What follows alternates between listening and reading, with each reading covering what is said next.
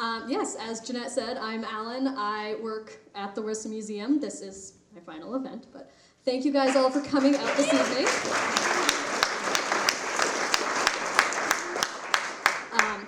We've been really excited to get to celebrate the 50th anniversary of Whistler, and the fact that we get to do it with every single living mayor of Whistler is very exciting. I'll be honest, I was not expecting you all to say yes, so this is amazing.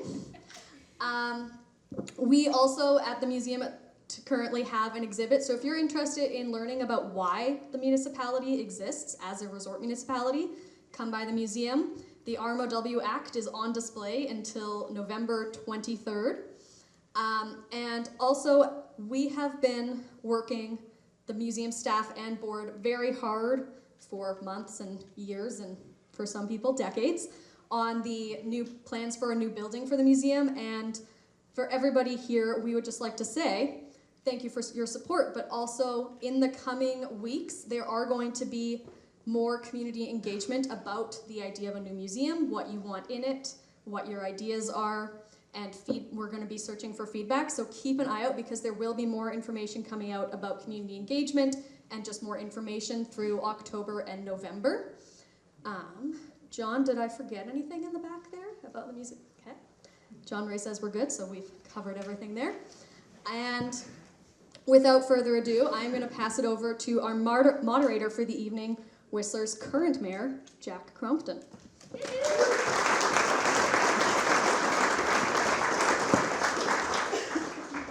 Thank you, Alan. I just want to add my voice. You have done amazing work. We're grateful for it.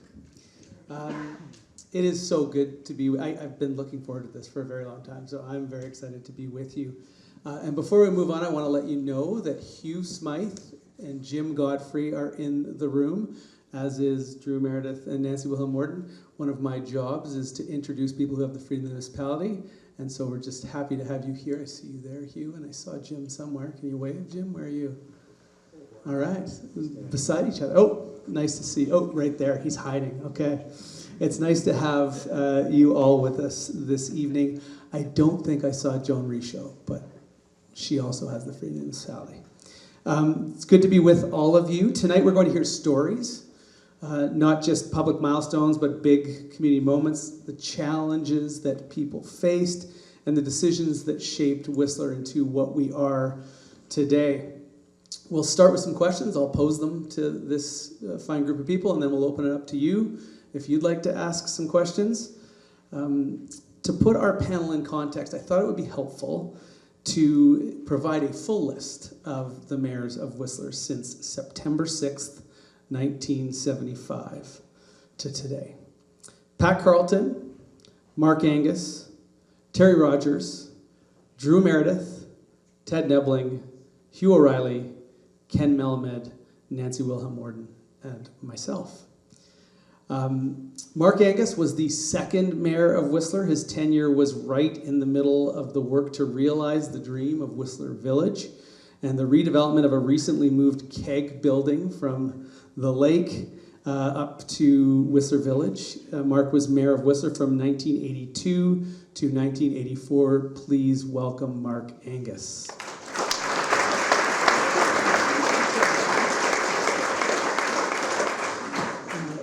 Drew Meredith was the fourth mayor of Whistler. He was the founding director of the Whistler Resort Association in 1979 and served as its chair from 1982 to 1986. Drew was laser focused on infrastructure development and the realization of a tourism industry for Whistler. He was a big part of helping Whistler dig out of the recession of the 1980s. Drew was mayor of Whistler from 1986 to 1990. Please welcome Drew Meredith.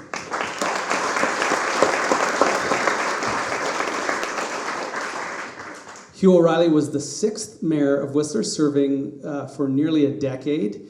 He co-founded the American Friends of Whistler, an organization aimed at strengthening ties between Whistler and its American visitors. It's a different time today. In 2005, Hugh transitioned to a new chapter in his life, and he is back and around here, which is really exciting.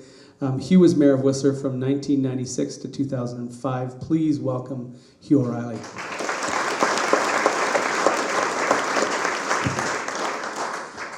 Ken Melamed was the 7th mayor of Whistler. He was known for his deep commitment to environmental conservation and sustainable development. After moving to Whistler in 1976, a year into our life together, he became actively involved in local initiatives, serving as president of the Association of Whistler Area Residents for the Environment, and later as a municipal councillor and mayor. Ken played a pivotal role in guiding Whistler through the 2010 Olympics and Paralympics. Ken was mayor of Whistler from 2005 to 2011. Please welcome Ken Melamed.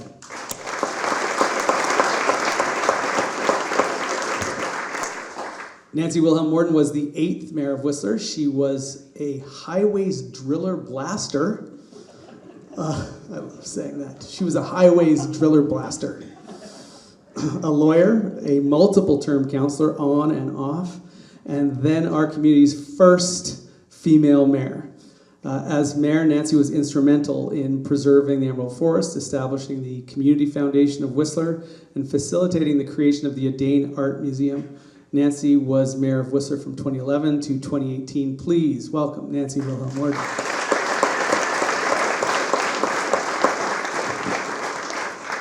So I thought it would be interesting to start by setting some context on the time that each of you served as mayor. So starting with Mark and moving towards today, tell us about what defined the era that you served as mayor. Mark? Okay, well, the year was, I was elected in '82. I was a councillor before that, watching the Whistler Village Land Company sort of spend money freely, unfortunately, to their demise. I think we sort of got elected. I'm going to give kudos to the staff of the day and also to the council of the day for putting up with a lot of tough issues, I suppose. 22% interest rates, trying to kick off construction and so forth. We ended up with a lot of holes in the ground at the time. I do have to say that we were able to, I think I've been the only mayor and council to ever lower taxes, which we did in '82 and '83. There seems to be some support in the audience. Right. We continued to, we actually continued to sort of build infrastructure at the time under sort of tough situation. We got the Gondola Village, which was in those days called the Baxter Lands, but the Gondola Village, we were able to get that built, which gave some good, housing to people. We got encouraged the Heinies, which longtime residents will remember the Heinies. We got their development going in the town center up on the hill. And we established the first employee housing along with CMHC, which I believe is on Sarajevo Drive. It still exists today. Drove by there today. It's, it's still there. And, well, I guess everybody knows. But I think there was a lot of highlights in tough times that I'll give, and I'll give a shout out to a few of the staff members. We were short and small, as the mayor said that we bought the keg building for $1 and moved it up from the lake, and sort of Lindsay Wilson was in charge of sort of the construction that was in-house. So there was. Starting at the top, there was Jeff Pierce, who had a lot of. He was a development officer. He was a lot of hats. Chris Shoup, who is here this evening, she was sort of the person who did everything. There was Mike Vance, who was the planning director, which was interesting times of planning directing. The sort of the fight between the municipality and the Whistler Village Land Company, both being the same entity, but sort of being apart. There was Cliff Jennings. I know Cliff is here with his wife tonight. He was Mr. Duall. And then council was Bernie Hauschka, Dave O'Keefe, Bill Peterson, and Terry Rogers. We didn't always see eye to eye in what we were doing, but I think we pushed stuff ahead and away we went. I think a big challenge was when Whistler Village Land Company sort of almost basically declared bankruptcy through great ideas and great effort, just couldn't make it at what it was. So the in negotiations with the provincial government and trying to get them to understand that they would get repaid in spades, to put it bluntly, took a bit of doing. And Drew was heavily involved in there. I mean, I can remember one night Drew entertaining Tony Brummett, who was I believe the Minister of Housing, and sort of Bill Bennett put him in charge of Whistler, Club 10, Drew, and Tony Brummett, watching from afar. I mean, we had to entertain them all. I mean, Bill Vanderzam, Bill Bennett, Tony Brummett, they were all here and all trying to say, well, how are you going to make it happen? And today, look at, the absolute success story. I mean, it has been for years and will continue for years at, creating jobs and creating income for the province.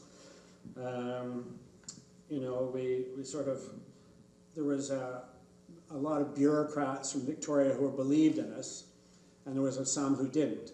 And there was a fellow named John Johnson who was in part with housing, parks and housing and so Crown Lands, great supporter. There was Larry Bell, who was in charge of finance, who eventually became the president of BC Hydro. He was a big supporter and really helped convince the premier of the time that we should be going ahead. And we had one little stickler who was in Tony Brummett, I believe in Tony Brummett's office, Chris Gray, who I can only look at Drew because I know he was heavily involved at these times, that he was a stickler. But we got beyond him, and if it had collapsed, if the Whistler Village Land Company had collapsed, it would have affected the credit rating of the province. So the province was really interested to make sure that we could happen. And it took a lot of negotiations and a lot of cajoling and a lot of press, I mean, negative and positive, to deal with. Don't forget Club 10. And we had Club 10. So on that note, I think we are going to move it to Drew. Yes. Drew, tell us about the area that you served, and it sounds like there's an overlap here on Club 10. So Mark, where have you been? Yeah. Where have you been? Well, I got to say, quite frankly, if there was a period of time when you would not want to be mayor of Whistler, it was when he ran and was the mayor of Whistler. I mean, we had a few issues in Whistler Village, as you may know, financially, and things were not looking so good, and the province came in with hobnailed boots. And it was just awful, right? I mean, they would land a helicopter right beside the municipal hall while council was meeting. Like, they'd be 2 hours late for a meeting. They were just brutal, right? Absolutely brutal. And he took all the heat, okay? I was the good guy. I was over at Tourism Whistler. It wasn't my fault. I didn't screw things up, right? I'm just the marketing guy here, right? Come with me, I'll show you the way. Anyways, it was tough. It was like people asked me what it was like in those days, and we still had fun. I mean, you didn't mention that we won the chili cook-off in 1982, right? We actually went to the Bay Shore to I was a judge. Another story, right? But it was, the government. What do they say? The government says, when the government says, I'm here to help you, you just run for your life, right? But we didn't have any choice. We had, the municipality of Whistler had an $8 million debt, which is an enormous sum of money in 1982. Pat Carlin was desperately worried that this was the Royal Bank that had the debt. I've never dealt with the Royal Bank since. And they said, Pat figured for sure that Royal Bank's lawyers were going to punch through the Whistler Village Land Company, which was wholly owned by the municipality, I might add, and get to the taxpayers, God forbid. And he promised the taxpayers that, this destination resort, there will be no impact on the taxpayers. Don't you worry, everything's going to be fine. Well, here we were, bankrupt. And he was driving the truck. So my role, I got involved, and I guess I like to think that I was in charge of getting rid of those guys. Okay, because we had to deal with them. We had to deal with the development of Village North. And there was a lot of very tough decisions we had to make. First of all, no one had ever, well, long story short, we built a conference center, not an ice arena and swimming pool, which it was originally intended to be. And I think we made the right decision in that regard. And it's the most expensive building in Canada, I can assure you. Well, it was built as a swimming pool, and then it became a conference center. So anyways, long story short, it was very nasty dealing with the province. They were not friendly at all. They came in, did Village North, made a fortune. They'll never admit to it. We then, then we dealt with, okay, now you're leaving, right? You're leaving? Sure, okay, yeah, there's the door. Oh, you want to sell a conference center to White Spot, and you want to sell a golf course to somebody else, right? Yes, well, huge war ensued.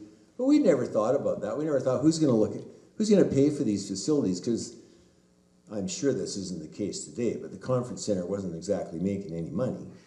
And I'm not sure that it ever has. But anyways, the golf course, long story short, we put the deal together. And the interesting story there was the municipality hated Tourism Whistler, and the feeling was mutual. Why? Because they both had taxing powers, and like one was skating in each other's turf. So all of a sudden, they had a common ground. They had to fix the problem. They got together. They solved the problem. They financed golf course, conference center. We got to keep them, thank goodness. Goodbye, government. Anyways, I'm not going to talk much more other than saying it was wonderful, and he did a great job at a very, very bad time. And I'll pass it on. Thanks, Drew. Hugh. So first of all, thank you to you two, because I knew nothing about a lot of that, and I probably would have never run had I knew that. So I lived in the ski world and was on the ski patrol and owned the chimney patrol and knew everybody. And I sat in a dinner club, which we had 5 couples, because when you have kids and building a house, you couldn't afford to eat out, so we'd take turns having dinner. And they said, you know what, there's too much about the business. How are we going to build the community side? We got to get somebody elected to represent. We need schools and hockey rinks and all the stuff so we can have it. And they just turned around and said, Hugh, you got the most flexible schedule, you run. So I said, okay.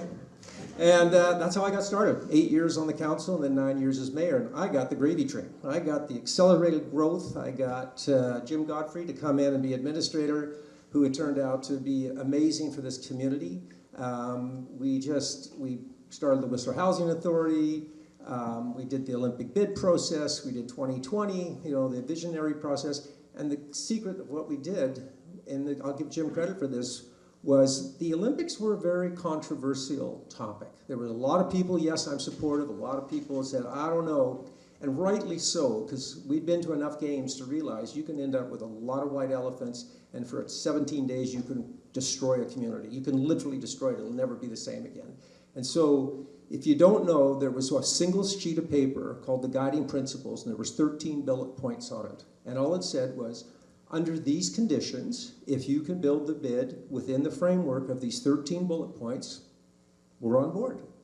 And Terry Wright, who was the bid development manager, they kept floating ideas. Well, let's go to the, up to Brandywine, and we'll build a hotel, we'll sell it, take the money. Yeah, that doesn't fit with condition 3 and condition 4. That's a violation of our, so as I said, I support the Olympic process. I never said for 4 years I just supported the Olympics.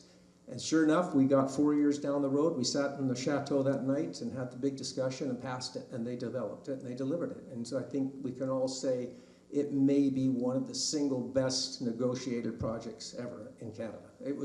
We were so lucky, so successful, and all the benefits that flowed to us. We changed the Olympic Games. We put, smaller venues on the menu because all the athletic associations want bigger. We said, no, we don't do ski jumping. It's a made-for-TV event. Scale it down, make it smaller. Let's be smart with the money we've got. We can build ice rinks and curling till the cows come home and probably use them. But other things make no sense.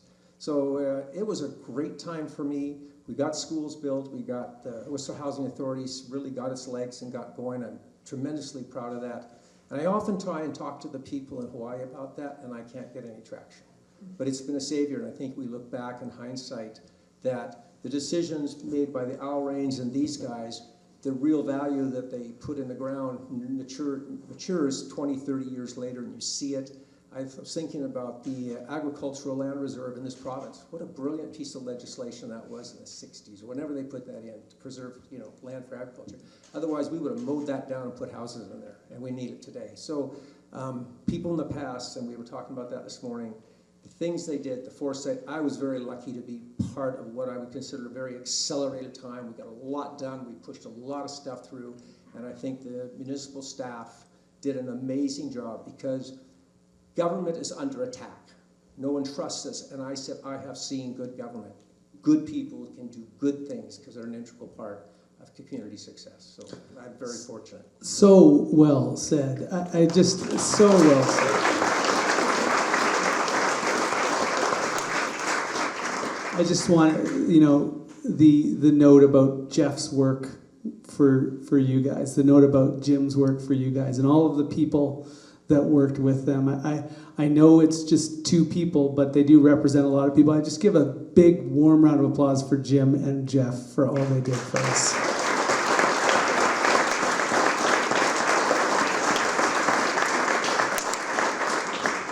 Thanks, Hugh. Ken, tell us about 2005 to 2011. Well, you know most of the story, and we've heard some of it from Hugh. I think of myself as one of the luckiest mayor, right place, right time. And never in my wildest dreams I ever imagined I'd be the mayor during Winter Olympics. The only reason I ran was because I was so into Natural Step and Whistler 2020, and the thought of Ted Nebbeling coming back into Whistler scared the hell out of me. And I thought that if I was going to protect all the work that we had done, thanks to Hugh and to Jim and to everybody else in the community that bought into Whistler 2020, I had to step up. And I need to give a shout out to Steve Milstein, because without his help I wouldn't have succeeded to beat Ted Nebbeling, because Ted Nebbeling was a former mayor, a former councillor, an MLA. He had widespread support, recognition in the community. Anyway, that happened. And after having voted against the Olympics in 2002, I was the guy that was going to have to deliver them. I just want to pick up on something that Hugh said, and this is something that I got to say around the world as I got to speak about our Olympic experience. Whistler is part of the success today is because we're so well planned. We have people that understood that the more time you put into research and planning and discussion and engagement, the better the outcomes. And so we learned a bunch of things about the Olympics. The first one was Montreal. Never again were we going to go into debt for the next 30 years. That wasn't going to happen. So fiscal responsibility. We learned from Calgary, the only host country never to win a gold medal. That was not going to happen again, so we did own the podium. We went to Lillehammer and learned that their ski jump lost, and luge track lost $1 million a year. And we said, boy, if they can't make it work in Norway, there's no way it's going to work in Canada. So we got the federal government and the provincial government to create the Games Operating Trust, which by 2007 was already at $133 million. And to this day, it has spared the community the responsibility of keeping those legacies going.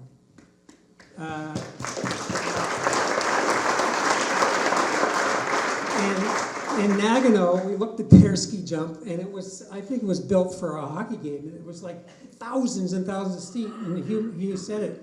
We consciously downsized to save, not only to save money, to save transportation costs, and knowing that afterwards these facilities would have to be demised and repurposed potentially.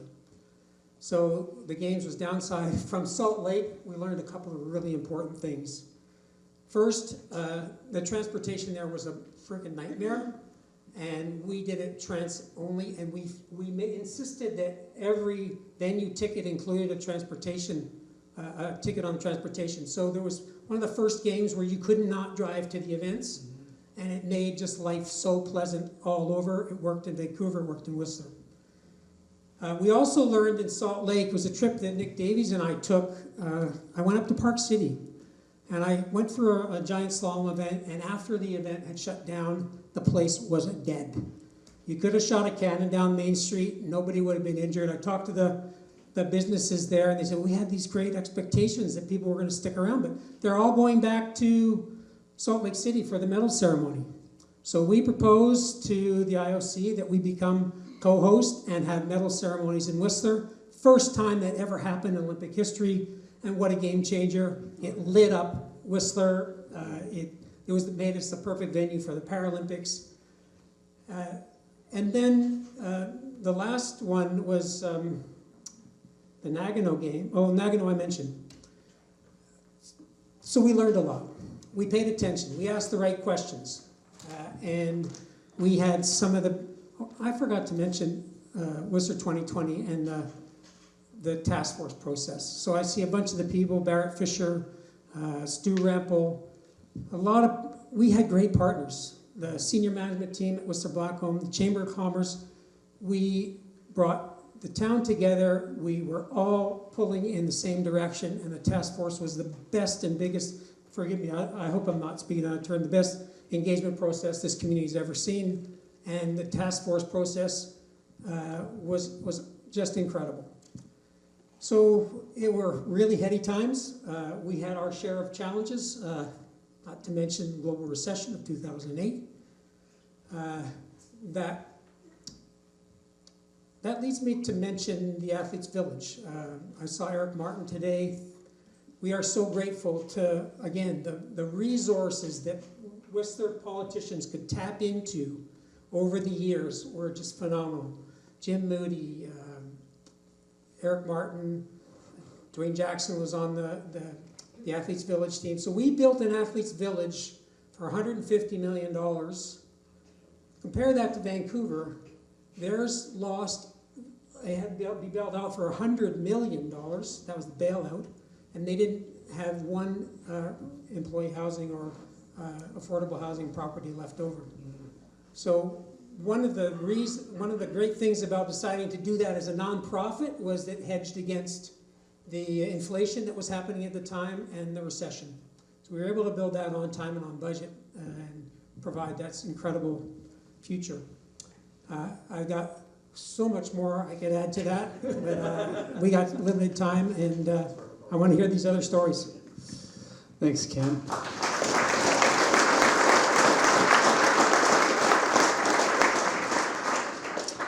Nancy, tell us about 2011 to 2018. Thanks, Jack. First off, thank you, all of you, for coming out to this. This is just phenomenal to see so many familiar faces, friendly faces, old faces. But thank you so much for coming out. The council that I was the mayor of had many of the same positives going for it that Hugh O'Reilly spoke about, the mayorships that he had. We didn't have a lot of negatives facing us. We had tons of positives. There was a sense of, we held the Olympics, we did a great job, we lived within the parameters that Ken just laid out. We didn't spend like drunken soldiers or sailors or whatever that saying is. We got the job done, now let's get on with it. Let's get back to life as we knew it, but life that was enhanced because we had the Olympics. So it was a very positive time. New things happened, like the Audain Art Museum, like the Community Foundation of Whistler, and so on. I could go on about those things.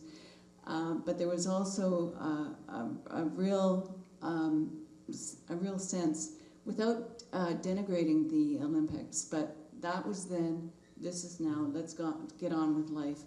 And I had the privilege of being the mayor of a group of people who really understood that the way we were going to get things done wasn't through confrontation, wasn't through any kind of nastiness. We were going to work as a team and get life going as it should. And oh, by the way, we did have 3 years of 0% tax increases. I went down low. We adopted, I think it was informally, but nevertheless it was 10 things that we wanted to get done in our first term. And I'm not going to go over the 10 things other than to say that we did achieve every single one of them. So I left that council and when I retired from politics, and I had a real sense of a job that was well done, not just because I was there, but because the group that I was with really got it and worked well together. Thanks, Nancy.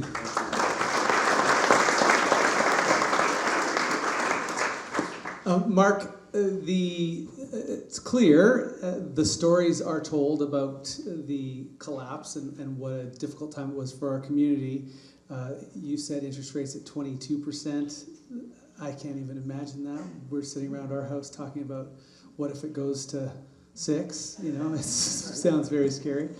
And I read an article in the Question at that time, and from April Fool's Day 1983, you were quoted in the paper saying you supported a new beer tax for residents, and that you were going to apply the beer tax to every glass of beer bought in Whistler, and that you were going to use it to fund the construction of new infrastructure for the municipality. It occurs to me that during dark times, humor is important. I just wonder, talk to us about, in a time when there's a downturn and people aren't working, how you kept good humor during such a tough time. Well, thanks. I just want to give credit to the community of the day and of today, as to they all, everybody understood what we were all going for. There was great community spirit, as there is today, but it was very strong. It was a small community, and I think everybody was pulling it in the direction. I mean, yes, we had ups and downs and so forth, but I mean, everybody sort of, when the blueprint was put out there, they sort of accepted it. I mean, Drew was, that's the oldest guy I know in this bunch, but well, he was very involved. I mean, he was, as he said, he was the good guy, I was the bad guy. Speaking of beer, I can remember the beer strikes and stuff, and you always knew, if you see pictures from those years, you knew when there was a beer strike because everyone's drinking Olympia beer. There was no Canadian beer. I just have to say that, kudos to the community, that we got through a lot of tough times in those days, convincing people that we were viable, that there was a plan in place, and that we were going to be a success. And I just think it's the staff and the community were all there behind us. That's great. Drew, you told me that the Expo was a big part of digging ourselves out. Talk to us about why Expo mattered to Whistler. Well, of course, there was the recession of 1982 to 85, which were the worst years of my life. It was terrible, and we needed some help. So, they came up with this brilliant idea of Expo 86, and people in the world had never seen British Columbia not in the rain. Okay, all of a sudden it was splashed all over the television around the world. There was orcas, and it was sunny, and it was beautiful. So, who benefits? Well, Vancouver did, big time. Victoria did. Well, then where else are we going to go? Whistler! Come on up. It was a great thing. But there was other things that took place, and maybe as a consequence of Expo 86, Fairmont made a decision to build their hotel. I mean, that was amazing. I mean, there was head snapping in Toronto when the decision was made. The guys at the Royal Bank were going, "What? Last time I looked, that place was broke." And now they're building the first resort hotel in 100 years, right? And that was one thing. Of course, we had, what else? So we Expo 86, we had Interwest showed up and bought Blackcomb. Oh my God, black magic. Lest we forget about black magic, right? Anyways, all those wonderful things took place around that period of time. But Expo 86 brought a hell of a lot of people to Vancouver, and they all came up here. So it was On great. buses. On buses, absolutely. So, Nancy, you were a female politician in a time when women in politics was relatively unusual and hard, I assume. How did being a woman in that context shape the decisions you made or the way you led? Thanks, Jack. I had a pretty easy go of it, actually, especially at the beginning, because in 1984, the year I took office, I was already a called lawyer, and I had duked it out lots of times in the courtroom and outside of the courtroom, and was faced with, on many occasions, faced with voices of uncertainty. Does she really know what she's talking about? She's a woman. Shouldn't we have a man in this position? But I persevered and was able to move on successfully. But I do have to give kudos to the three men that I sat on the very first council that I was elected to, and that was in 1984. And I sat with Terry Rogers was the mayor, Paul Burrows was on council, and I'm forgetting the third person. I'll remember. Who was the third? Anybody have a name? Kirk. Chris Shute? No, it wasn't Dave Kirk. It was Cliff Doug, Fox. Doug Fox. Doug Fox. Doug Fox. Doug Fox. And so thank you to those fellows for looking the other way when I pulled out my newborn baby, Sarah, and breastfed at the council table. They were probably horrified, but they didn't show it, thankfully. The one time when I really did feel the heat, so to speak, of being a female in politics was the maelstrom that was ignited when I made the mistake of talking about a brown paper bag. Yeah, and there was outright animosity, and because I was a woman and had the gall to say what I said about the necessity for smart tourism. But fortunately, my communications team pointed out to me that by that time I had given 4,000 interviews over time, and this was the only one that really went sideways. So that helped, but when I was the target of such vitriol, it was tough. Speaking of maelstroms, Ross Rebliati won a gold medal, and the IOC took it from him when he tested positive for marijuana. Hugh, you were mayor at that time, and my understanding is that was an incredibly quick education for someone who was new in the job. Talk to us about talking to the world about our boy Ross. So that's right. I was about 3 months in, and the phone started ringing. And literally, I had an interview every 15 minutes for 12 hours. They were phoning from around the world. And so it was like, oh my God. So we were quickly pulled together a team to help me answer that knew the people that were going to be asking what they were going to be doing. And so we sort of just kept driving it back to, this is Whistler. We had common points, but as you said, humor plays a good role, and Jim reminded me of this today. We were chatting about that very event. And someone said, so what about marijuana in Whistler? And I said, well, like everything in Whistler, we do world class.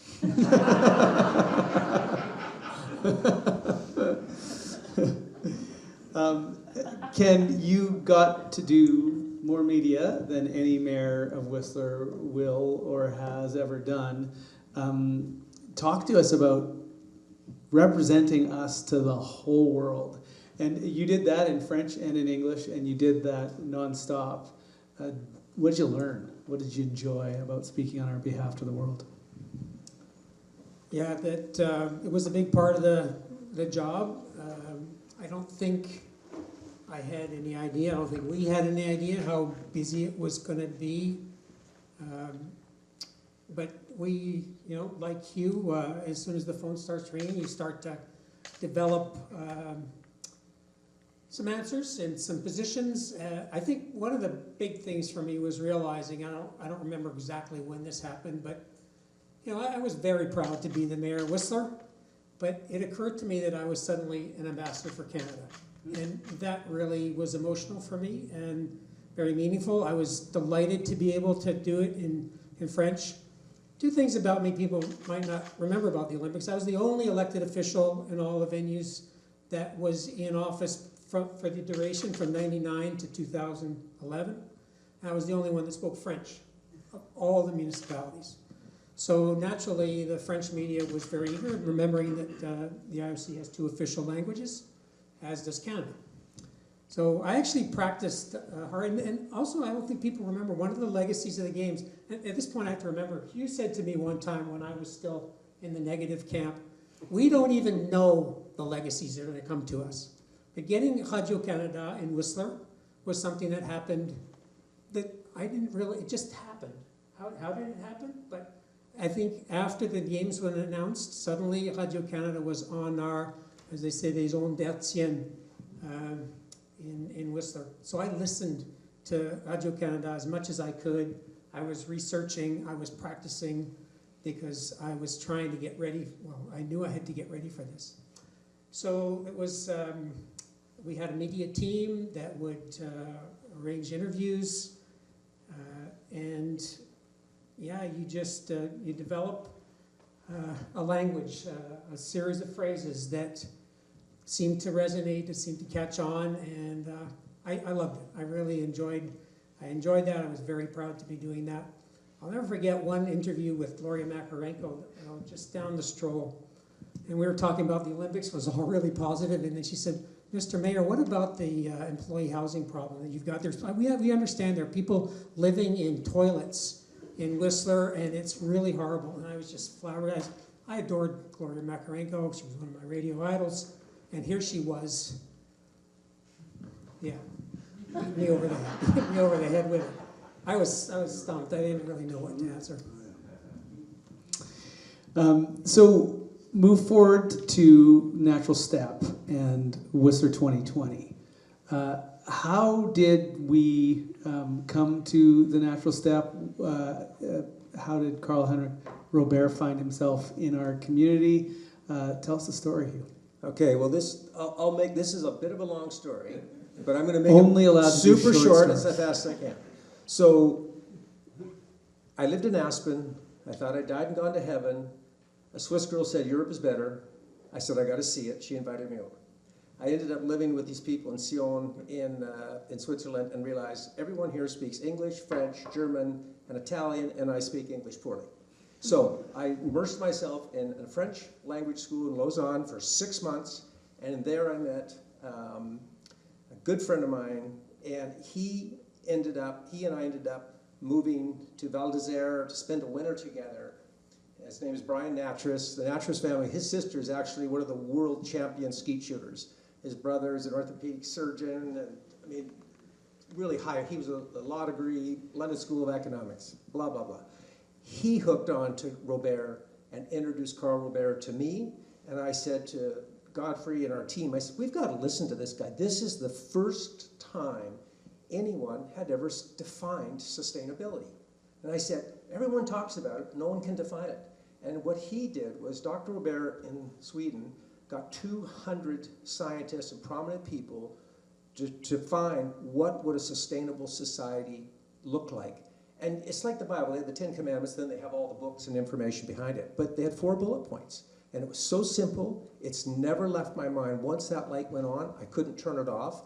I know Kenny was happy, because he was looking for me to come over to the side. And it was like, this is fabulous. And so we were able to convince council and the staff to integrate it, start putting it through our review process, because the key to it is it's the natural step, not the natural leap. You don't do anything that doesn't make some sense. You've got to move yourself from position A to position B, but position B can't stall you from making the next move to C. So let me give you a quick example why this is really critical. So when we were talking about moving from propane gas to natural gas, and we realized natural gas, yes, it is cleaner, but it's still carbon-based. So the idea was, we'll bring the pipeline up here, and what they wanted to do was super expand the system. We said, no, you can convert everything that's on propane, but we can't just go that route. And so we ended up making partnerships, because I kept saying to these guys at these companies, and I said, you guys are purveyors of energy solutions. How do you really care how you make your profit as long as you're part of that solution? So we did the run of the river, we started doing some little partnerships with them and stuff, and we got them to believe that, yes, they've got to start moving their companies, not just bury their heads in this stuff. And so we were able to leverage it. I don't know how pervasive it is today in the municipality, but we were strong with it for at least 9 years that I was there, and I'm sure Kenny kept it. And I can't say, but I hope, because even to this day, I still have it on the back of one of my old municipal, because I got it from Kenny, put it on the back of your business card. When you can define something so simple and then turn around and explain it to someone, that's a powerful tool. And I said, I'm not very religious, but this I do believe. This is powerful. Thanks.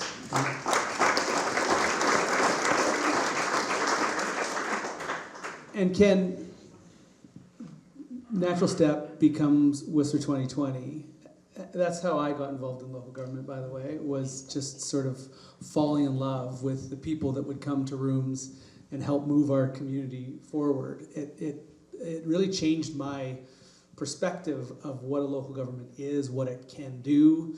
I never, like you, never thought of myself as having any interest in local government, but it was an amazing time. Talk to us about Whistler 2020 and what it meant to you and what it was.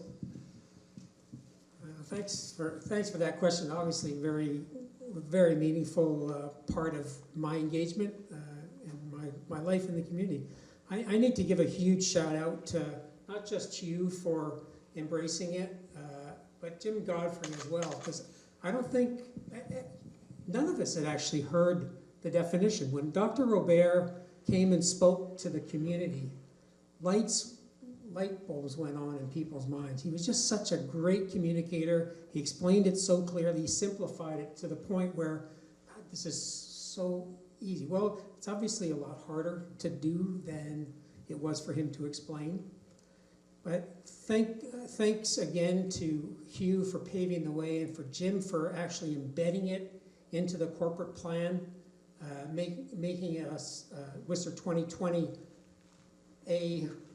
not an OCP, but something bigger than an OCP, a vision that mated with the OCP. And like I said before, I don't think we understood how well it was going to coalesce the community and get people around. There's a lot of people that have forgotten about it now, but it worked in the day. And I always look back, and I'm sure you witnessed this.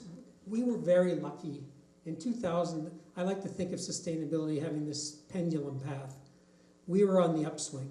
You remember what was the federal minister? Was it John Godfrey? That actually took a portion of the gas tax and gave it to municipalities to do community planning, comprehensive community planning, and to embed sustainability, and used Whistler 2020 as the best case scenario. And we inspired communities around the country. We were rock stars at the FCM for what we were doing, the councillor conferences. And so it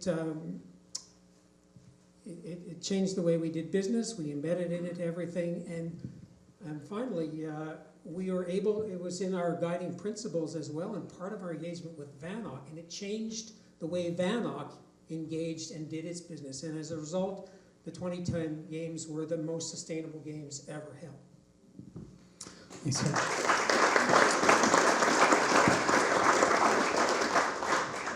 So we've talked a lot about how rough it was in the 80s. 2008 was a really massive shock to the global economy in North America. and we were kind of insulated from it by the games. But by 2011, it was very much being experienced in our community in very real ways. And we were looking for ways to diversify our economy, find new ways to invite people to our community. And along comes a guy named Michael Adane looking to, tell us the story. Tell us the story of meeting Michael and why you were so certain that it was the right decision for this community. Excuse me. I love this story. It starts with Drew Meredith, actually. In the fall of 2011, Drew came to see me and said that he knows of a fellow who's got an idea for creating a museum in Whistler. This fellow is a very successful guy. He's the real thing. Would you be interested in meeting with him and hearing what he has to say? I'd never heard of Michael O'Dane. I'd never heard of Polygon Developments, his real estate development company, but I soon learned that he and his company were highly successful.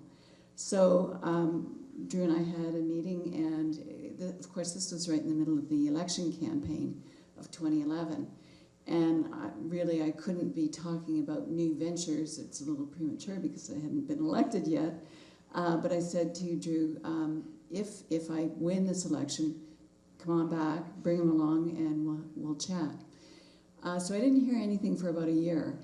And then I was contacted again by Drew and by Jim Moody. And by that time, I had learned more about Michael O'Dane, just how successful he was, and what a passion he had for Pacific Northwest art. And so we met, Jim Moody as well. Michael said, look, I don't want money from you. I don't want continuing grants or taxation from you. All I need is a piece of land that would be suitable for this museum. So we discussed the parameters, and then we went to staff and said, should we pursue this, or is this a waste of time? Is this guy the real thing? Is this proposal real? And we were assured that it was. I did homework to ensure that I could satisfy myself that this was the right thing for the community. And we chose 5 parcels in the village for him to have a look at. And it was one day in September of 2012. He and his team came up. We met, we walked all around the village, looked at the 5 parcels.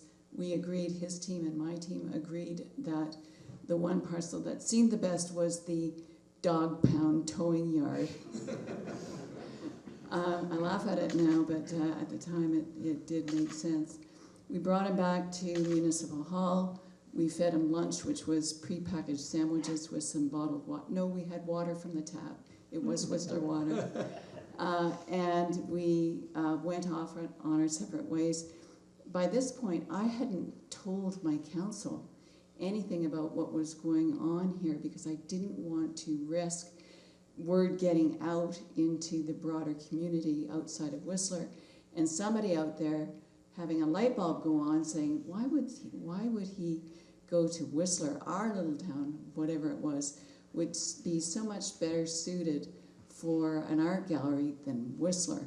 I didn't want that story to get out, so I held off telling my council until the last possible time that I could. We had enough trust and confidence in each other that they went along with what I had to say. We signed an agreement in December of 2012. Ground was broken in March of 2013, and the museum opened in March of 2016. And it's been phenomenal. It's been one of the best things that's, in my view, that's happened to this town. And I'm just so pleased and proud to have been part of it.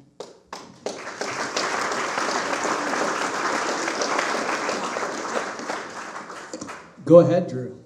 If I may, a couple little side stories about that. One, Michael O'Dane is a big guy in Vancouver, but he'd never really been to Whistler.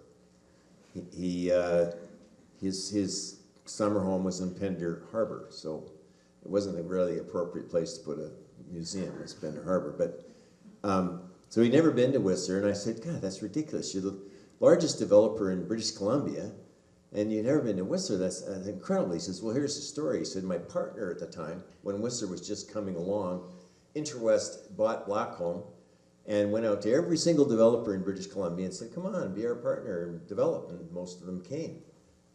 Polygon didn't come. He said, my partner came back from the meeting from Interwest and he said, Michael, Whistler's never going to happen. Forget it. So that was the end of Michael's relationship with Whistler. And so he came up and he drove around Whistler and his eyes were like this. He's going, well, I had no idea. Anyways, it was an interesting story because this is a big deal for him. It's his whole life is wrapped around this. I mean, you go to his house and you walk into his living room, Nancy's been there, and the $1 million paintings start on the floor and go all the way up like 20 feet, okay? Row after row after row. And if you had to go to the bathroom, you go in and there's an Emily Carr posted above the toilet. he just ran out of room, so he was putting his paintings wherever he could in his house. Okay, and then the other really good story was that after this deal went down, and I got to give Nancy huge credit for the speed at which this deal went down, because she saw the value in this, and she saw a deal that wasn't going to be there for long, okay? And Michael was, he was very, very cautious. I don't want to upset other communities in British Columbia, because there was a lot of them who would have taken this deal in a heartbeat. Anyways, after that deal went down very quickly, of course, every developer that came through the door after that into the municipal hall said, we want the Michael O'Dane deal. Sure, $100 million. Split right Well, there. no, it was the speed at which the thing happened, Jack. fair enough. Right? Well, Yeah. I remember Nancy coming into that first meeting extremely clearly, and we talk about planning and the importance of planning, and there'd been a lot of work that had gone into understanding what tourism to Whistler should be and how we should diversify our economy. And there'd been plans done and thought put into, maybe we don't want to diversify our economy away from tourism. Maybe we want to diversify our economy within tourism. And so when Nancy brought that to us, she brought it with the sort of backing of this community vision to find other ways than skiing and mountain biking to bring people into our town. And it was an easy thing to say yes to, I think, because of those community plans and because she's a compelling person and because it was a compelling idea. So I remember that meeting very well as somebody who was just sort of new to it all. Let's talk housing, and then we'll open it up for questions. But Mark, I'm interested. It seems bizarre to start building employee housing in the middle of a massive recession. So why did you do that? Well, it was really quite simple. There was a lack of housing. I can remember building a house and selling it to Bob Wick, who was the head of the golf course. He ended up buying it, a brand new 3-bedroom house in Emerald for $145,000. But we still saw that there was a need for employee housing. It was mainly, the quest was for senior management that needed to be put into place to facilitate the building of Whistler. So there was nowhere for sort of professionals, is what it was first given for them to live, and then them to create employment opportunities to go forward, and then that would kickstart, hopefully, further employee housing. But it was a gamble. It was with CMHC. Drew will remember, well, your old neighbor, Bugsy Moran. We put him in charge. Brian Moran was his name. We put him in charge of sort of working with CMHC to build these places. And we were able to cut the ribbon, and away we went. And it was a partnership, right? With like Doug O'Meara was involved, and the Chamber of Commerce was involved. It was not just the municipality, but it was a No, partner. it was absolutely, it was across the board, sort of everybody working in one direction, to get it done. That's great. Yeah. The Whistler Valley Housing Society Right. is now still is alive, doing well. Just built another building. Councillor Jewett is the chair of that society, still going. So, still alive. Well done. Hugh, the Whistler. Well, all of you. Tell us about the Whistler. Why don't we start with you? Whistler Housing Authority. Why? How? What? Well, again, I go back to some of that experience. When I moved to Aspen right out of high school, I was very lucky to find a place to live, but I spent weeks knocking on doors, and they already had Down Valley Syndrome, and that was 1974. Down Valley Syndrome. That means people are moving further south to find affordable housing because you can't afford. I mean, in Aspen, the billionaires have kicked out the millionaires. I mean, Yeah. let's face it, that's what that town runs on, and it's a beautiful town, but all these communities. So the council today, we were lucky because we got the development cost charges when Ted was mayor, but we were just piling the money in the bank, and he just refused to allow us to spend it. And I just was like, we've got to get on with this program. So it was inherent when I became mayor. We said, the council, Nancy was there, we're going to start spending this money. We're going to start building some housing. And we knew that we had to make it deed restricted, price controlled. How you put that together, that had its bumps along the way. We're going to build housing across the planet, from rental to ownership, from small to big, so that people could literally arrive here, start in a studio, move to a one-bedroom, get to a bigger unit, have a family, and maybe even come backwards. So kids left, maybe downscale, but it worked. And I always said that I think 19 Mile was the pivotal decision that we made, because we were getting huge, from close friends too, huge heat. Like, you can't do this. They were angry. They were mad. And I said to council, there's some projects you just have to take a bullet for, and this is it. Where we're gonna draw the line in the sand, get it done. And I'll never forget when we got it open, Max wrote an article and it said, I can't believe that council passed this. I'm over here tripping over tricycles and bikes and kids, and how dare them? And to me, that was the epitome. That was like, okay, we convinced people this is the real deal. And I think it's matured through every council since then. Bill Murray tells me the story of that meeting. It was in the West End, and the lined up out the door, and he said exactly as you said. It was a project worth putting your political hide on the line for. Yeah, Mark. I'll just add another form of employee housing, or housing for locals, was a prime example, Tapley's Farm. Yeah. And there was restrictions. I don't know if those restrictions are still there to this day. No, They are not. Been done away with.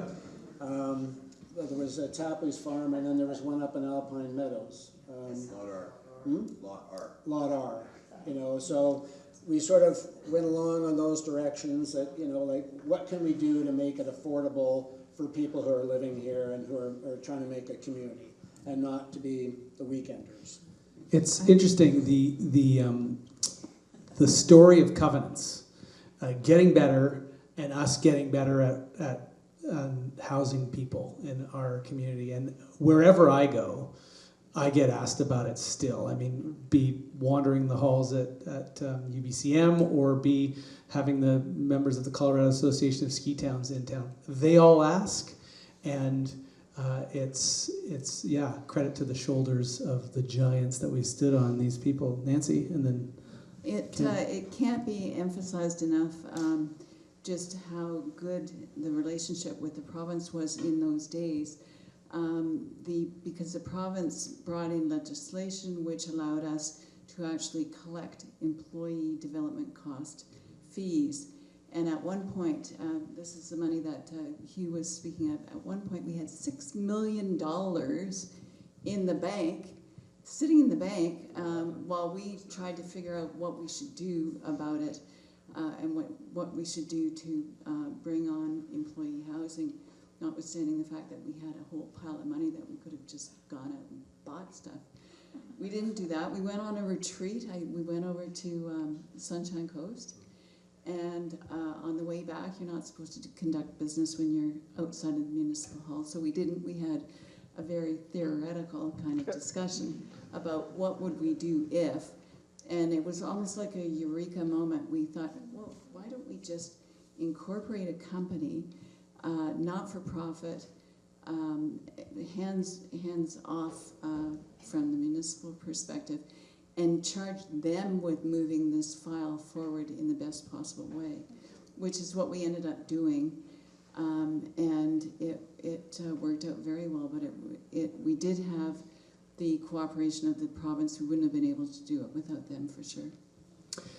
Ken, this is going to be the last one, then we'll open it up to everyone. If you could also tell us about the brilliance of the Whistler Development Corporation. So whatever you wanted to say about the Whistler Housing Authority, and then establishing the Whistler Development Corporation, and then we'll open it up for questions. The part I wanted to share about the Whistler Housing Authority, and I remember very clearly, and I struggled to see how we would have achieved the success that we did if it had not been, and I don't know whose idea it was, but it was a brilliant strategic move. Jim Godfrey and Mike Vance took all of council to a person on a competitive set tour. So Aspen, Vale, Beaver Creek, Keystone, and the encouragement, the urging that we heard from those councils to do employee housing now before it's too late, because they were all struggling. And we purposely went to, Aspen was number one on the list because we understood that Aspen, if we looked at Aspen, that was going to be Whistler 10 years down the road. That was our future, and we wanted to learn what it was we liked about that future and what we didn't like. I just wanted, as you're speaking, everybody down here is like getting their mics ready to jump in. Well, I just wanted to say, when we were in Aspen, I was there for 3 days before I saw a child, because nobody lived there. And we were being told, this is Whistler's future. In 10 years, you won't have any kids. You'll be closing down schools. Nobody will be using the ice rink because nobody lives here. They had closed the school. Compelling. They had closed the school and become a museum, and as you said, the Down Valley Syndrome, people were leaving. So I think without that, like even the free market ideologues on council had to admit that there was an opportunity to have restricted covenants on the property so they could remain affordable in perpetuity. Hats off to the visionaries who created the charter for the Housing Authority, because we also learned not to ghettoize it. So the reason our housing is integrated in every community and looks and feels like regular market housing was important to give people the sense of ownership and pride in the community. So that fantastic story. It continues to be a fantastic story. But I think had it not been for that council tour where we all shared that experience and heard firsthand how critical this was, we wouldn't have done it. The Whistler Development Corporation, I think I touched on it already. It was, well, you want to hear that or how we made it happen? Yeah, how you made it happen? I think what you're asking is how do we end up with a permanent village, Cheakamus Crossing, and not a temporary housing camp? Well, in the guiding principles, we had a legacies promise, and so we did 3 pre-game legacies. So we got boundary expansion, we got 300 acres for employee housing, and we got a promise from the Premier for financial tools. We didn't know what they were, and he didn't know how he could deliver. We went ahead with the bid anyway and won the bid in 2003, still wondering how that promise was going to be delivered. So as we were doing our exploration and our planning for the games, we did a pro forma for what an athlete's village would look like, and we came up short $8 million. So it was, we could finance, we had a $28 million grant for the infrastructure from VANOC. We had this concept of creating a volunteer board, so we're going to have to pay for that. We're going to do this nonprofit.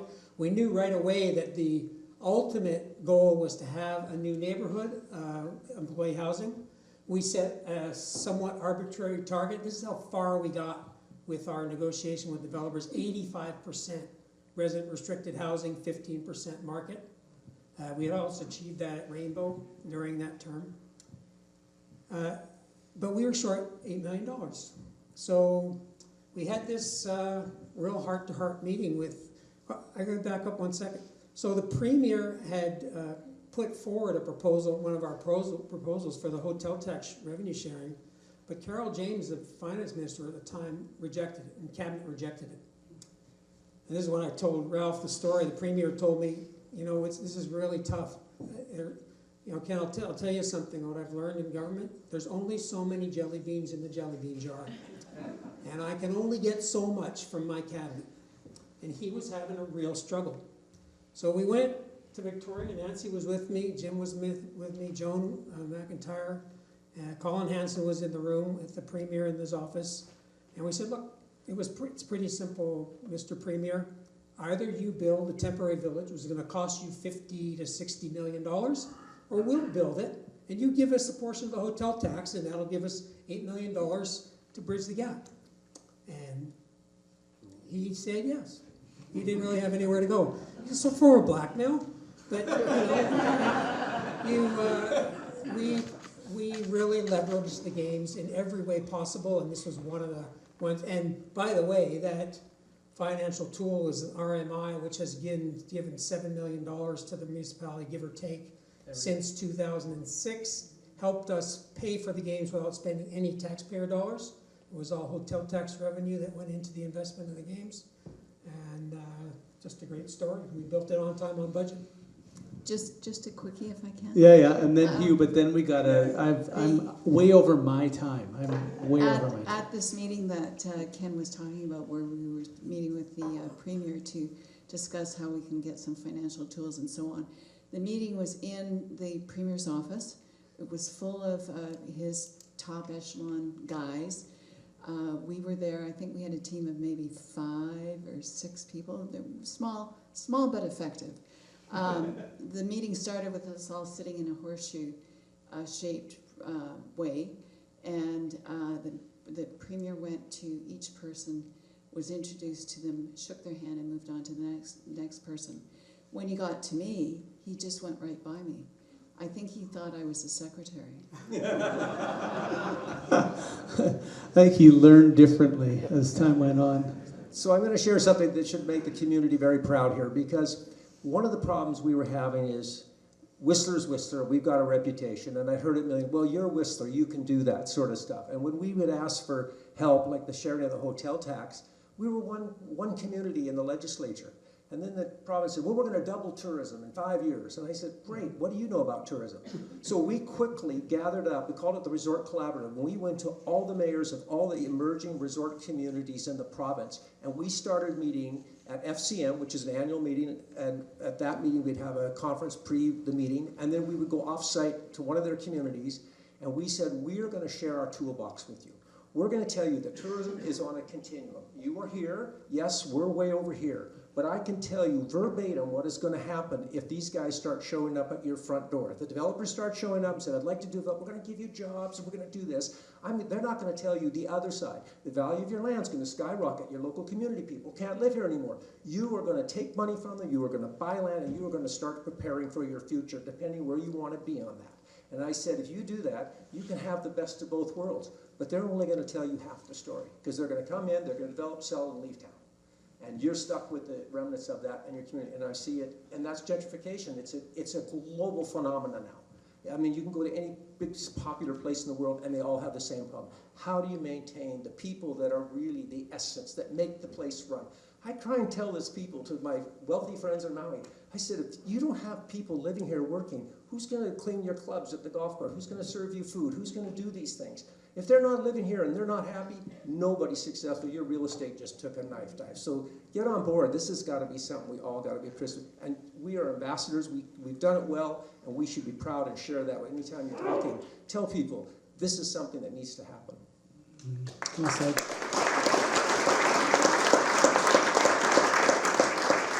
Okay, I have a teammate, I believe, who has a microphone in her hand. Please put up your hand if you have a question to ask.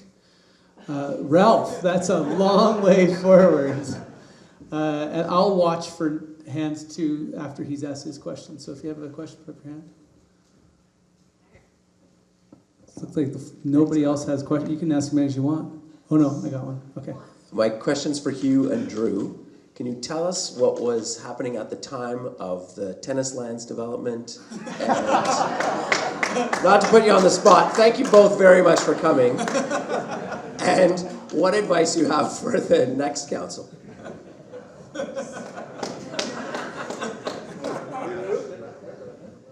So, you know, the bottom Mike, line is, please. Oh, Mike, sorry. please. Whistler didn't have any summer amenities when I was elected mayor. I mean, it was pitiful. Lost Lake was, you know, lost. You know, the municipality, in their wisdom, were trying to buy individual lots in Alta Vista to try and emulate what West Vancouver had done on their waterfront. It was an absolutely disastrous idea. Anyways, we bought Rainbow. Better idea, I think. As far as the amenities, you know, we decided that, you know, Whistler has built itself on providing development rights in return for uphill transportation, the ski park. So we said, well, gee, why would we limit it to that? Why don't we provide development rights for other recreational amenities? I can hear Joe Hussein screaming from the top of his lungs as I say that. I tell you, that was a tough conversation. So we did. We went out and said, okay, I don't think we knew what we were going to get, but we said, okay, let's see what comes in. Nicholas North came in. In return for Nicholas North developing that, they got the lots that they built around the golf course. Fairmont woke up. They were like, they had no idea what they weren't in the real estate business. They're in the hotel business, but nevertheless, they didn't have a clubhouse. And all of a sudden, I think Interwest got a little stingy about things like that. So, in return for lands for clubhouse, they were able to. We gave them development rights, so we got the Chateau Whistler golf course. And then, of course, it comes to the Bjorn Borg International Tennis Resort, which I couldn't believe it at the time. The council was absolutely agog at the concept of this Bjorn Borg International Tennis. They sold us a good concept, and I still think it's a good concept, okay? And unfortunately, you know, it was 1 out of 3 we won, but I'm hoping that the council of today will put that ball in the hoop. But you know, I think it's still valid. What happens in the detail, that's another story, but there's an opportunity there nevertheless. So I don't know what else I can say. I met Bjorn Borg. Great big fat guy, right? And yeah, everybody was just so excited about that, but you know, that was a different time. Anyways, good luck with it.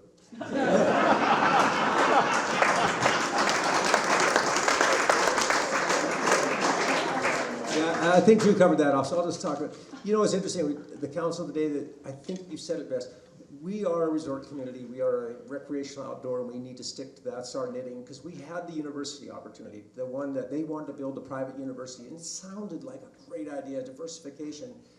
And we said, yeah, now we're putting professors at conflict with the bartenders to who gets to afford to live where and stuff. It's just not right, so we suggested they go to Squamish. I mean, I actually told Mayor Lonsdale, I said, we're not going to accept this.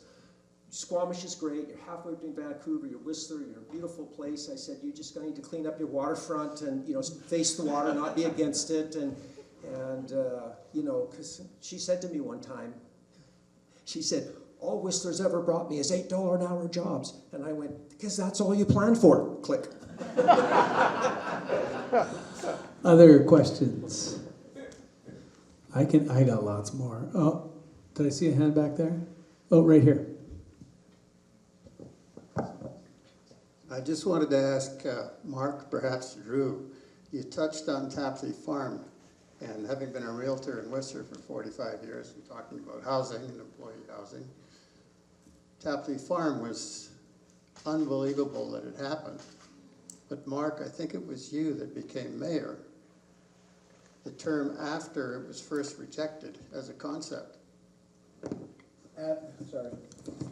After the concept? Yeah, you remember partners of some people, names you've mentioned. Well, I do remember. I mean, it was sort of in the previous council to me that sort of the idea of Tapley's came along. It was sort of I won't say controversial, but it did take a lot of work. It took a lot of sort of convincing of the council of the day, 2 councils, to get it going. I mean, it was sort of an experiment, and that's where the restrictive covenant came in of the value added and everything, and it took like the group, the Tapley's group, to sort of come up with the concept and the agreement and convince councils that it was going to work.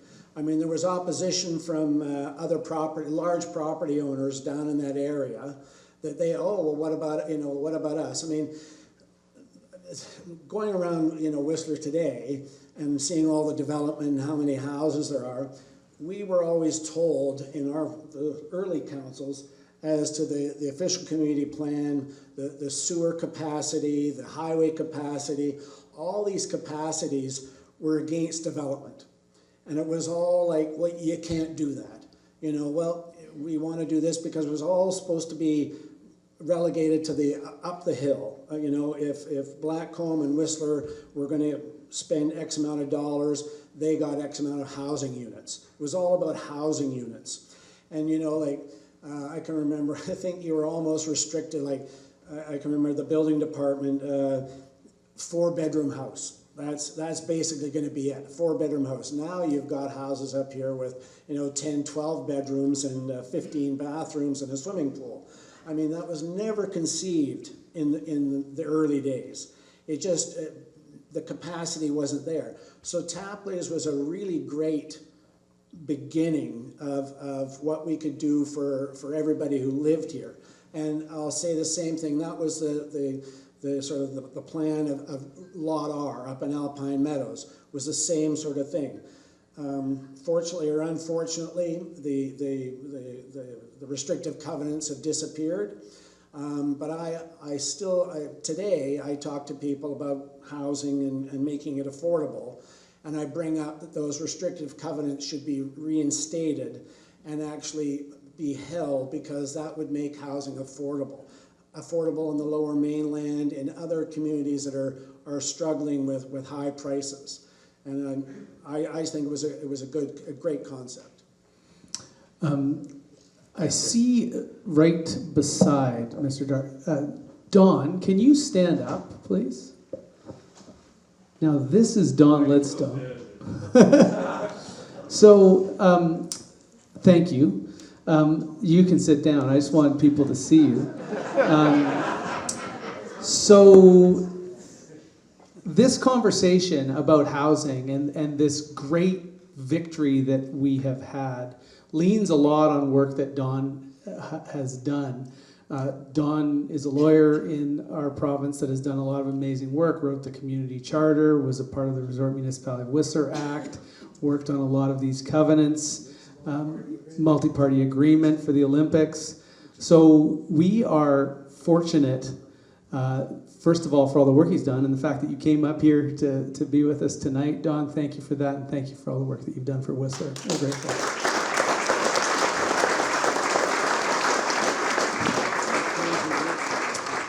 I got a question right there. Nope. Mine's not a question, it's an observation. And I look around this room at all the people on the stage, thank you. Over the years, you guys all stood up and ran for office, maybe except Jack came in by acclamation. Nobody ever voted for Jack. But we love you, Jack. But I look around the room, and John, one of the original councillors here, and Stephanie over here is a councillor. I don't know if all the councillors should maybe stand up. Yeah, stand up. Current, and you all.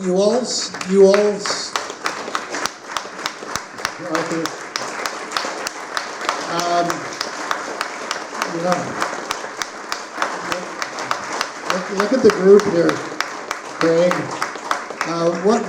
We're so fortunate as a community that you guys stood up and ran for office, took abuse. We have our MLA here as well. So just from me, though, thank you very much for your service to the community, because it's much appreciated. people have said, why don't you run for office? Well, I'm not going to. Why don't you run for office? Yeah. But, we really appreciate the people that do stick their butts out there and take abuse from time to time. And I know it's not fun all the time, but, you've done a good job. It's much appreciated.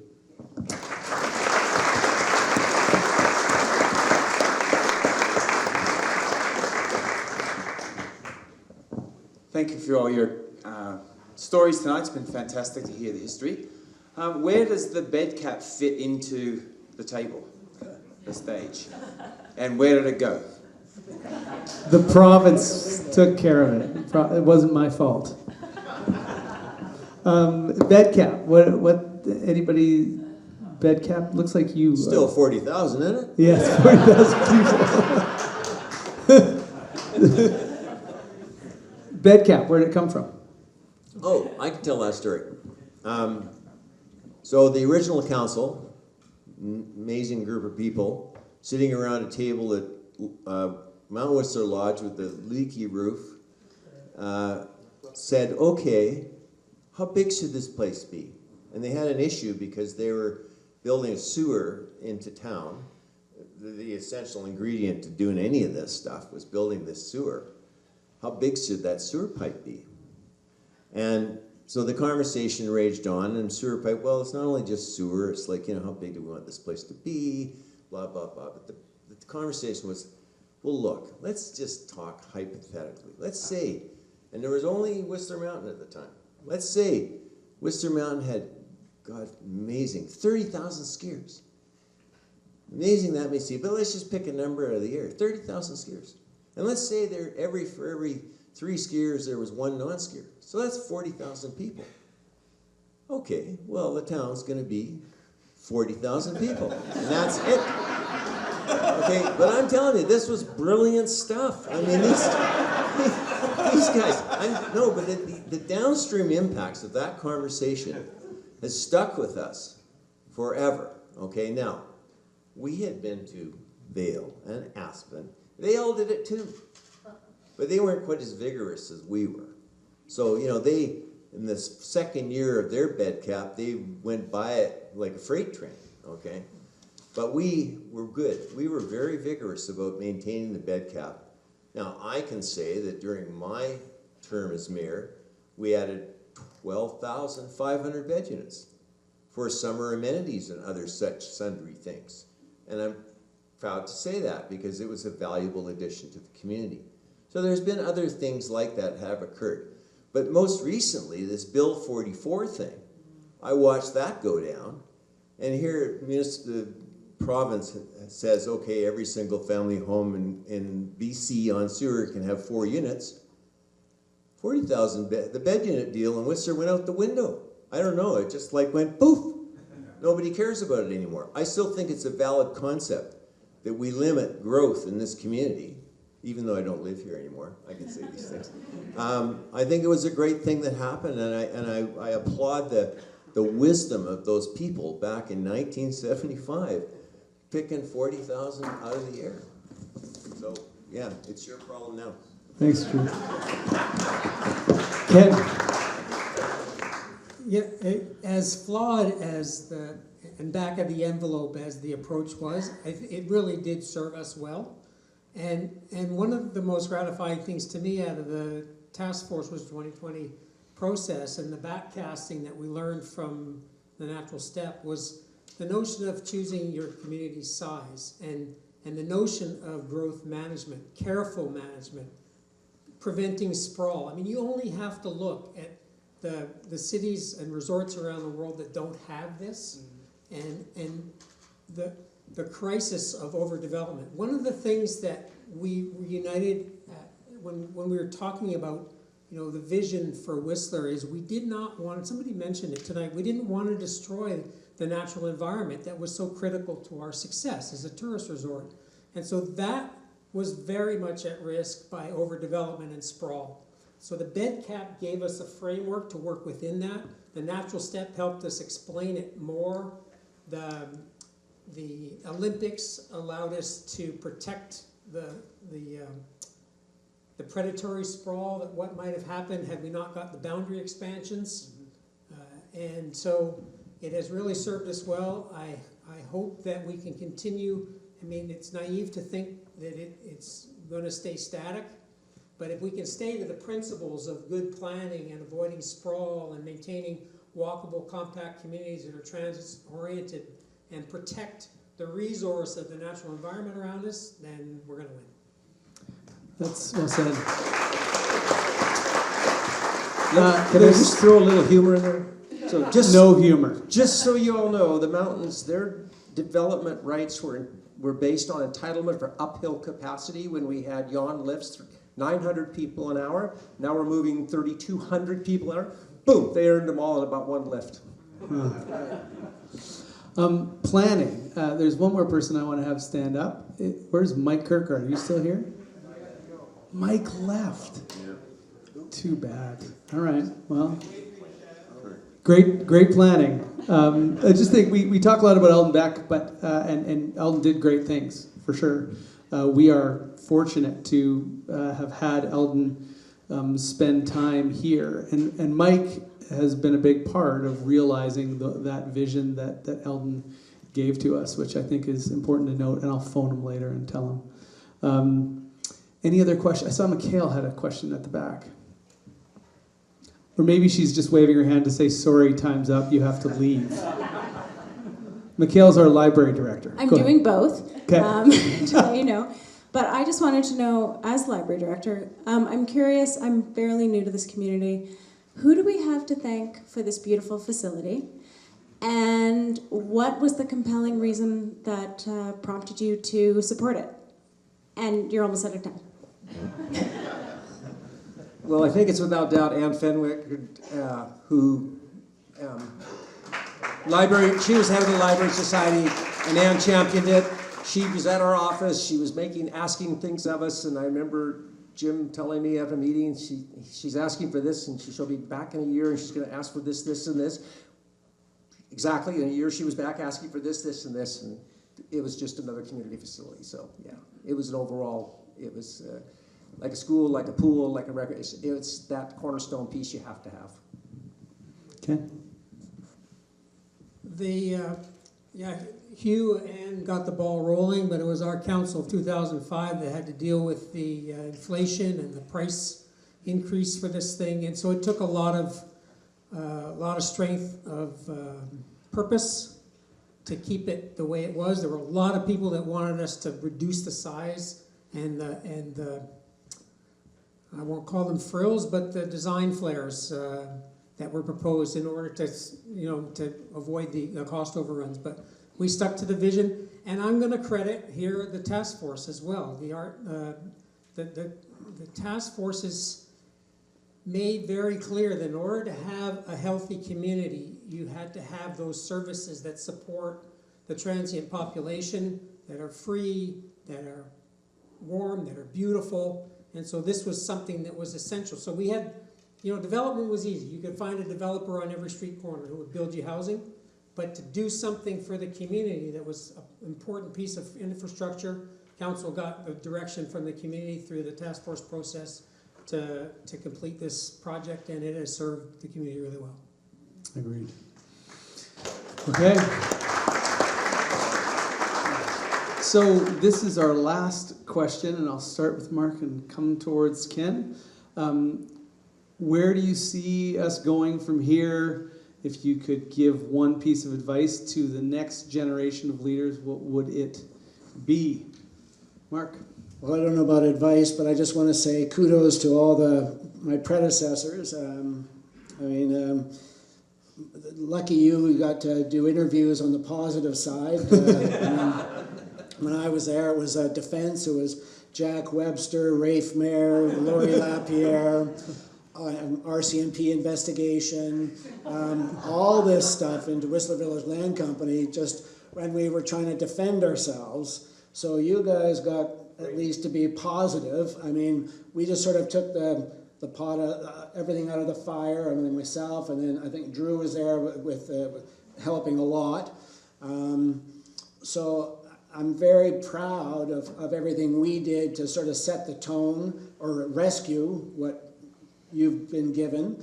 And I think Whistler has a great future, and just everybody can take on what these people have done and protect what's here. Thanks, Mark. Drew? It's a very tough question.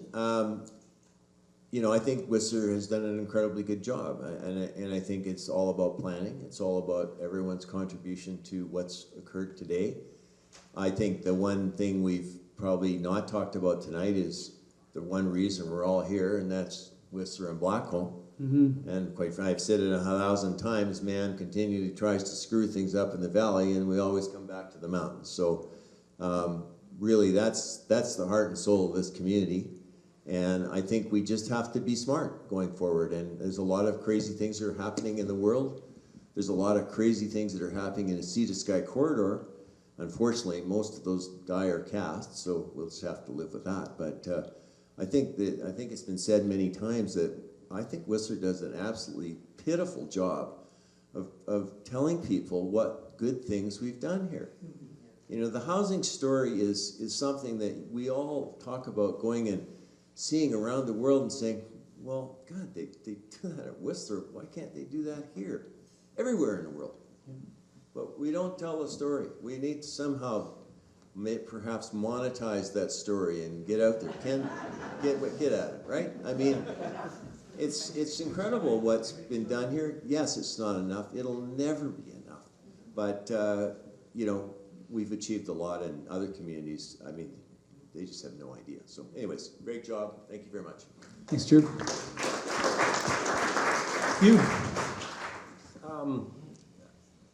We have a history and we've got to continue with it, and that's our art of planning and stuff. And I think that we probably need, we're 2020, we need a new vision there, because I'm seeing it in Hawaii, I see it everywhere. There's climate deniers, but it's real. There's just no two ways about it. We're seeing shorelines in Hawaii, properties, all these issues, and there's going to be impacts to us. I mean, this whole province, I've said this is an interesting phenomenon.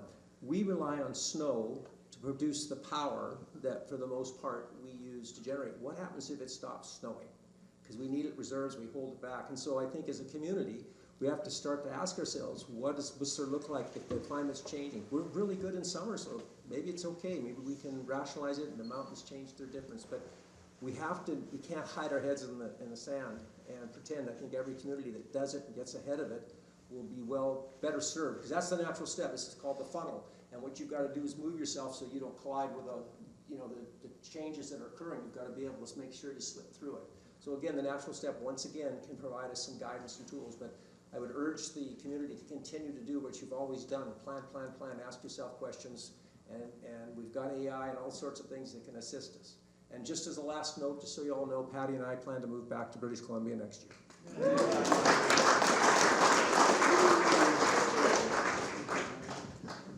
Continued planning and community consultation. Thanks, Nancy. Concise. Go ahead, Ken. I wish future councillors all the luck. It's harder than it has ever been to be in public office now with social media. Everybody is a critic. And then there's all these trolls and ridiculous things that are happening out there. So I hope that, I think more than anything, I hope the community, to follow up on what Stu said, we need to support our local government and make them feel valued so that they can continue to do good work and we get good people in office. And I hope that they hold on to the principles and the values that have made us the success that we are, and continue to try. And one of the things that we took really to heart is to try and set examples to other communities who weren't bold, who didn't have we have fabulous resources that allow us to do certain things that a lot of communities can't do. So be bold, inspire, and share the knowledge.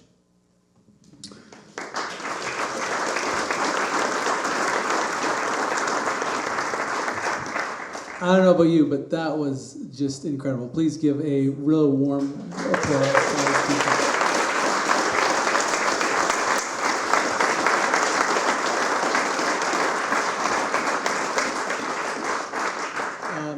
note, you can buy these at the Whistler Museum, and you can buy t-shirts that look a lot like them at the Whistler Museum. To all of you, thank you from this community for all the work you've done and for the stories you've shared this evening. Enjoy your night.